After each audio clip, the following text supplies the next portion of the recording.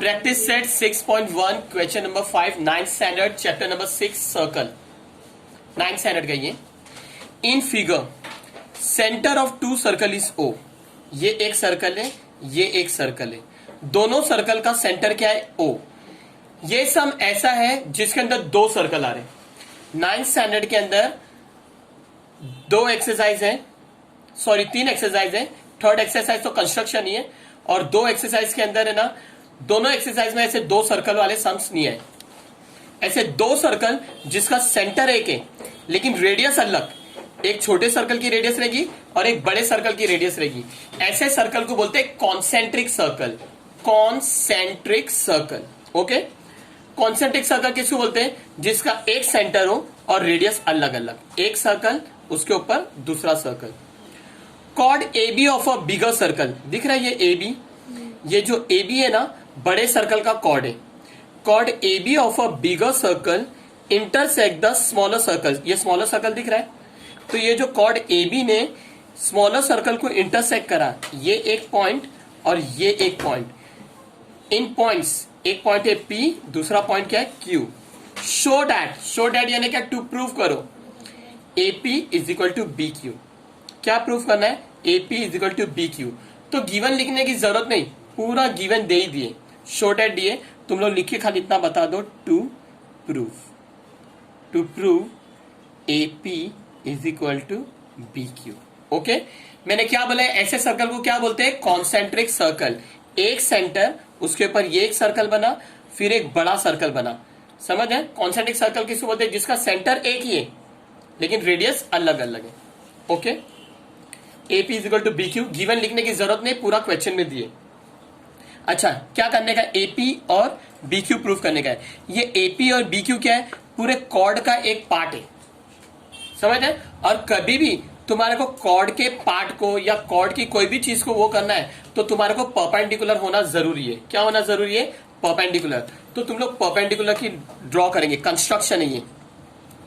क्या है? Construction. Construction कभी भी डॉटेड लाइन। ओके, ये डॉटेड लाइन अगर वीडियो में दिख रही नहीं है तो तुम लोग O से लेके M तक डॉटेड लाइन बनाओ और ये OM perpendicular to chord AB है। Construction.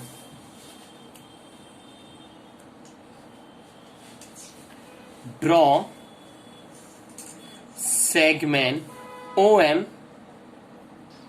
perpendicular to chord AB. Draw segment OM perpendicular to chord AB such that A dash M dash B, such that A dash M dash B, ये सब के सब क्या है? Collinear है।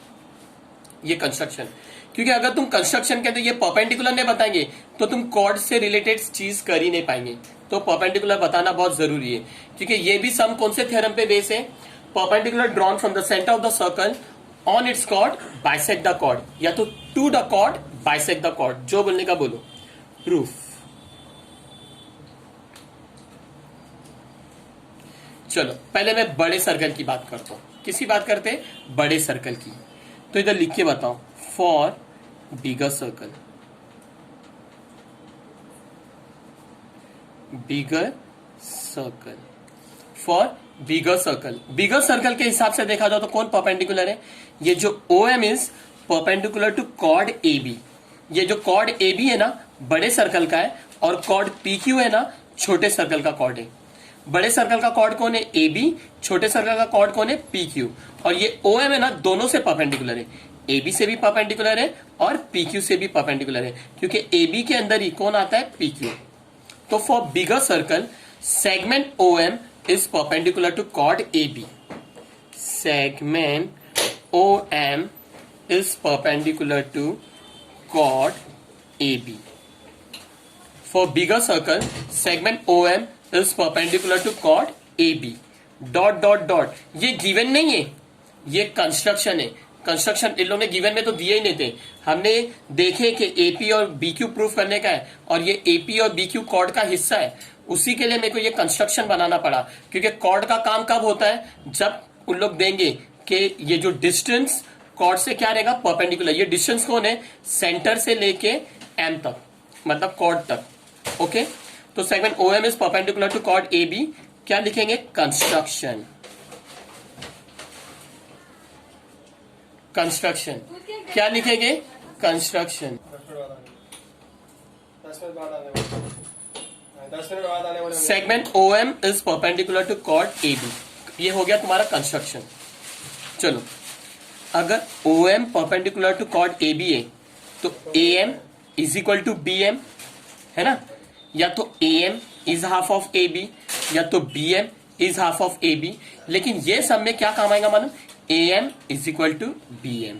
तो इधर लिख के बताओ, A M is equal to B M. Equation number one, और इसको बोलेंगे, ये इसके अंदर कौन सी थ्योरम यूज हुई? द परपेंडिकुलर ड्रॉन फ्रॉम द center of the circle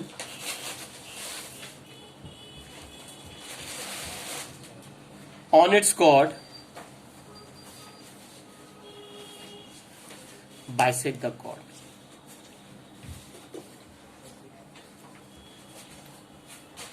Yeah, the perpendicular drawn from the center of the circle on its chord bisect the chord. Bisect the chord. ये इक्वेशन नंबर 1। विथ रिस्पेक्ट टू तुमने कौन सा करे? Bigger circle. अब with respect to किधर जाएंगे? Smaller circle. क्या जाएंगे? Smaller circle. तो इधर लिख के बताओ, फॉर स्मॉलर सर्कल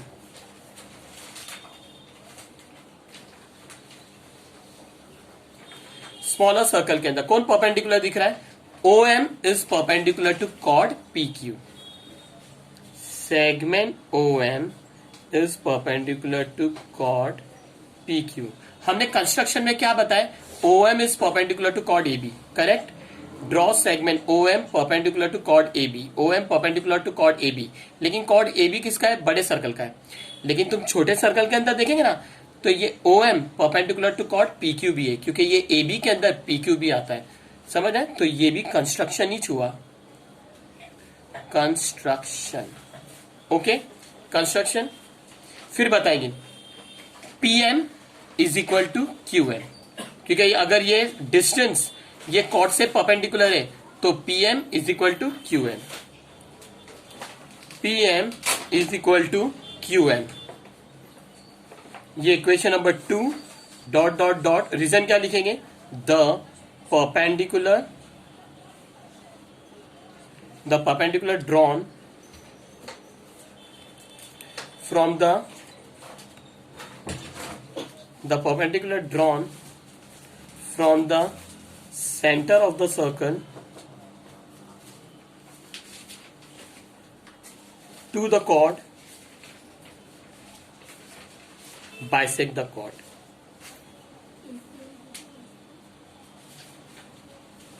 दोनों एक ही मतलब है, चाहे तुम लोग लिखो ऑन इट्स कॉर्ड या लिखो टू द कॉर्ड, समझ रहे? एक ही मतलब है, bisect the cord.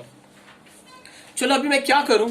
A M is equal to B M, A M is equal to B M, और इधर बताया P M is equal to Q M. अगर मैं ए एम को पी एम से माइनस करा, ये जो ए एम को मैंने पी एम से माइनस करा, तो कौन बचेगा? ए पी, है ना? उसी तरीके से ये बी एम को क्यू एम से माइनस करा तो कौन बचेगा? B Q. यानी ये ए एम बड़ा है और ये पी एम क्या है? छोटा है। तो इक्वेशन 1 को मैं 2 से माइनस करूंगा, लेकिन तुम लोग मैथ्स में क्या तुम लोग लिखेंगे क्या स्टेटमेंट में? Subtracting equation 2 from 1। क्या लिखेंगे? Subtracting equation 2 from 1। तो इधर लिख के बताओ, सब्ट्रैक्टिंग इक्वेशन 2 फ्रॉम इक्वेशन 1। तुम 1 को 2 से सब्ट्रैक्ट करें, तुम एम को पीएम से सब्ट्रैक्ट करें, लेकिन लिखेंगे कैसा? Subtracting equation 2 from 1। ये एक लैंग्वेज है, सब्ट्रैक्ट का स्टेटमेंट ऐसा ही लिखा जाता है। मैं 1 को 2 से सब्ट्रैक्ट कर रहा हूं, लेकिन लिखेंगे क्या? Equation 2 from equation 1, subtracting equation 2 from equation 1। तो देखो इक्वेशन 1 में कौन है? एम, और इक्वेशन 2 में कौन है? पीएम। एम को पीएम से माइनस करेंगे, एम बड़ी साइड है, पीएम छोटी साइड है, तो एम को पीएम से माइनस करेंगे। एम माइनस एम को पीएम से माइनस करेंगे, देखो यहाँ पे इक्वल टू के पहले ए एम है, यहाँ पे इक्वल टू के पहले कौन है, P M. Left hand side से माइनस होएगा, इक्वल टू के बाद बी एम है और इक्वल टू के बाद क्यू एम है। ये राइट हैंड साइड है, राइट हैंड साइड से माइनस होएगा, तो A M minus P M equal to के नीचे equal to B M minus Q M, B M minus Q M. Okay, B M minus Q M, इतना समझ में आ गया। चलो, ए एम को पी एम से माइनस करा तो क्या बच रहा है, एपी। देखो इधर देखो, ए एम को पी एम से माइनस करा तो क्या बचा, एपी।